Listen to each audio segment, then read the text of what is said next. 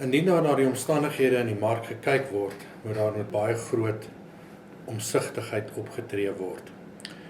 In die eerste plek dink ek is baie belangrik dat die finansierder aan boord is en dat die finansiering vir die nuwe produksieseisoen gereël is.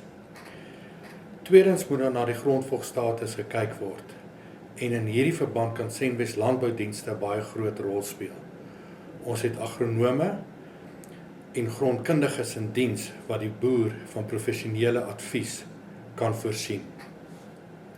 Derdens moet daar gekyk word na die tipe gewasse wat geplant word en daar moet nie onnodige risiko's geneem word met hoë risiko gewasse nie. Dan sal ek ook kyk na die plantstrategie. Indien daar besluit word om nie te plant nie, kan Senwes weer eens 'n baie groot rol speel om 'n strategie in plek te sit in samewerking met die boer of die produsent.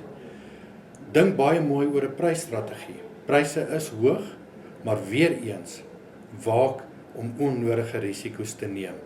En dan in die laaste plek moet daar baie mooi gekyk word na kapitaaluitgawes en na kostes en kyk waar gesnoei kan word. Nou is nie 'n tyd om onnodige kapitaaluitgawes en kostes aan te gaan nie.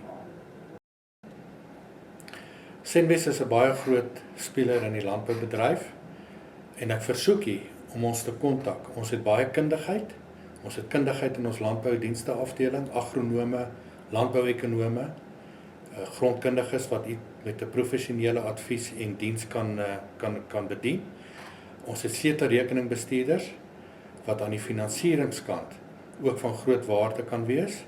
En ek vra u en ek versoek u om ons te bel, ons te skakel, ons te besoek en Senwes is ook bereid om u op die plaas te kom besoek.